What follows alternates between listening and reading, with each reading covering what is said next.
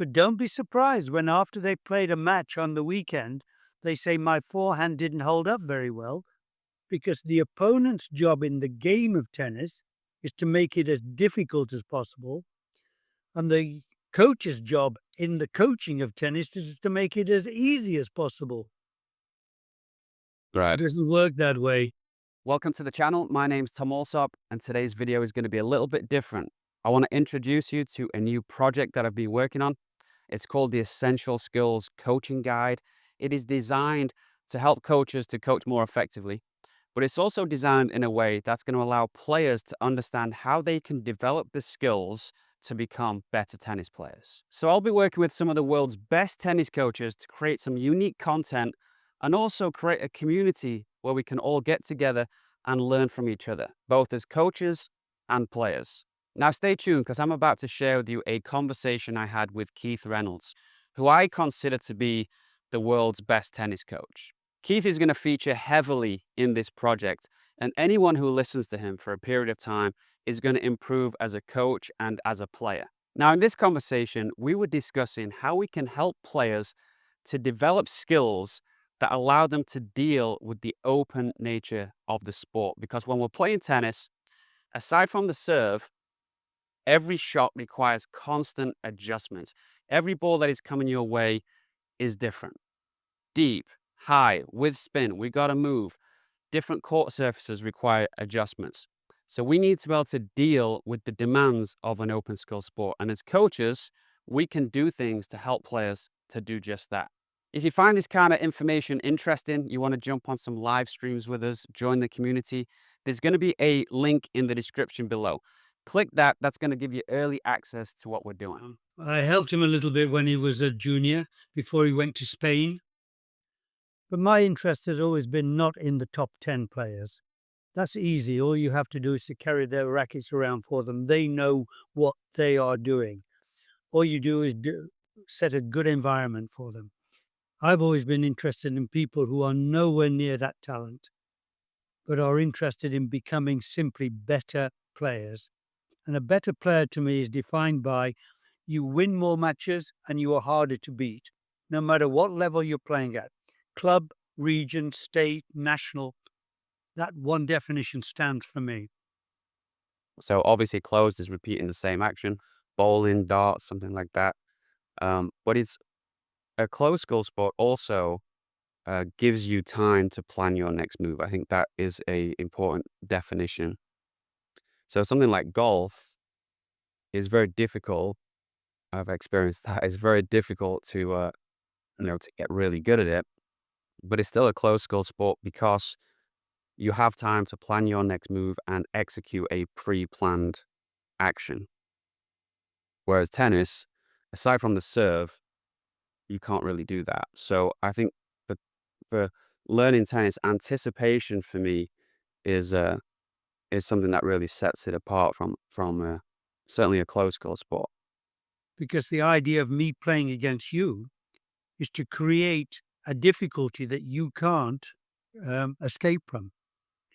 My job is to stop you from being able to hit the ball well, to be able to run you around the court, to be able to play shots that you are not expecting, to use spins that you can't control. Mhm. So it goes from being very closed in terms of service, but very open in terms of rally. If I had a ball machine that fired out 100 balls to your forehand in an identical way, I could develop great technique for that one trajectory, that one speed that the ball machine is giving you 100 times. Mhm. But it, that wouldn't make you into a game player, because when the ball doesn't come at that speed or that angle or that bounce, then you don't know what to do. You have no practice for it. But if, as a coach, I had one ball in my hand and you could rally it without fail 100 times, then you would be a game player, because you would have been making 100 decisions on the ball that's coming to you in an individual flight, spin, speed, and trajectory. So you could have your 100 shots out of a ball machine, and you haven't even started to become a game player, but you could rally 100 times and everybody would not want to play against you. right? So if you get rid of all of the different spins, the heights, the speed, the moving around, you get rid of all that and you give your student an easy ball to be able to hit, then you can start to develop technique. But what tends to happen is you start developing these elaborate strokes. Hey, let's try this, lag and all this fancy stuff because you're able to do that because you haven't had to, the player doesn't have to use any anticipation skills. They don't have to gather any information. So then what happens is, okay, they've got this nice stroke, they're working on this technique, it looks great, but now they try and rally with a friend or they try and play a match, they can't execute the stroke because they now have to also execute anticipation. So if you separate the two, you close the situation, you work on technique, you have to make sure that, okay, I've closed it and we're working on technique. This is going to allow me to tinker and make adjustments. But in the back of my mind or the front of my mind, it's this has to work within an open situation. So the technique has to be suitable for the player and their skill level. You'll become more skilled at sending a ball perfectly, repetitively to your pupil, so they are just hitting that forehand time after time after time. But don't be surprised when, after they played a match on the weekend, they say, "My forehand didn't hold up very well," because the opponent's job in the game of tennis is to make it as difficult as possible. And the coach's job in the coaching of tennis is to make it as easy as possible. It Right. doesn't work that way. It works by having a ball being constantly traded on a cooperative basis between coach and pupil, so that the pupil has a volume of times by which they're using the skill cycle, gathering information about the ball, making a decision about what they're going to do with it, then hitting it, and then evaluating how they got on. And that evaluation is how people become great, because it is evaluation they are learning from their personal experience. What Mm. you tell them as a coach goes into their intellectual capital bank, but what they experience for themselves is much, much, much greater, much more powerful. But what you want to become a skilled player, an effective game player, is volume of practice of open tennis. And one of the ways of doing it is by having a person, pupil, and coach go up and down the center of the court. Now, if the pupil or the coach feels strongly about, just let's hold up for a second, let's just park the rally for a moment while I hand feed you, basket feed you something that I want you to explore, that's fine. So the ball basking or the hand feeding is a servant of rallying. It's not to take over from rallying. Exactly. And therefore, when you hear phraseology that you would hear from a commentator, television, watching and saying, "Yeah, boy, has this player got a great forehand." It sounds as though they've got one forehand, a great forehand. Hmm. But they can only use the phrase they've got a great forehand because if you rewound the tape of the match and looked at the dozens of different forehands that had been used by that player, they're saying they have a great forehand when they're really meaning they're great on that side because they are so adaptable to be able to use their coordination and their technique to be able to control both accuracy and pace with the vast variety of balls that we have just seen on the screen. That is a great forehand. Right.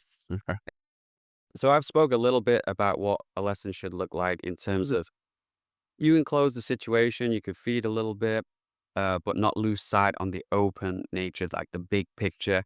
I also spoke about probably the easiest way to give an effective coaching lesson is to rally with someone and then just give them some technical tips to allow them to rally a little bit more effectively. I think that's a foolproof way of executing an open skill coaching session. Do you have any other tips and any sort of give us an idea on what a coaching session should look like as you're preparing players for the open skill demands of tennis?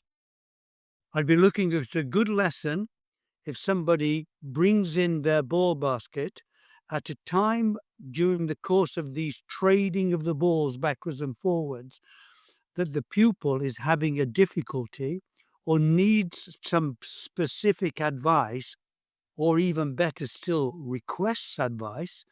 I just need a few more low backhands. I just need to give me another hard ball to my backhand so I can slice it, which then stops and is then put back into this more open version of keeping the ball going to see whether they can utilize that shot a little better by having had closed practice within the lesson. So if somebody wants to become a better effective game player of tennis, then they need a serve and they need a return of serve, because nothing else comes into play unless you can get your serve going and you can get your return of serve going.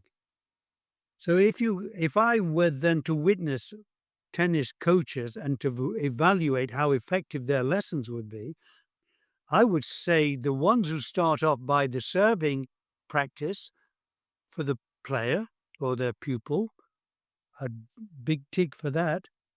And then when they, as a tennis coach, do the serving so the re- pupil can have return of serves, I would give a big tick to that.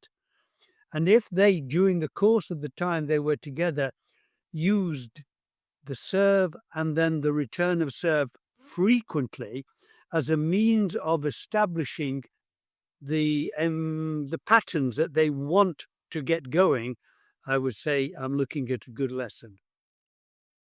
Great, great. Let's go back a little bit to where you're talking about bringing serve and returning, because I know a lot of people will be thinking, all right, well, you start by bringing out the ball basket, coach stands next to the player, you hit some serves, and then maybe we do some time where I'll serve you some shots and you can hit some returns. But I know that's not what you and I know what you mean is, and I've done a video on this where I encourage people when they're hitting with a friend to just serve the ball, and I do this especially in group sessions when kids are hitting to each other, feeding that first ball in with a overhand feed or a serve.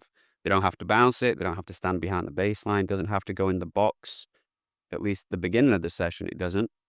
Just like when you feed into someone, that doesn't have to be a perfect feed for them to return it. Yeah.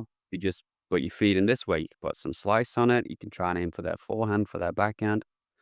And if you start every rally like that, the player's going to get great at serving. And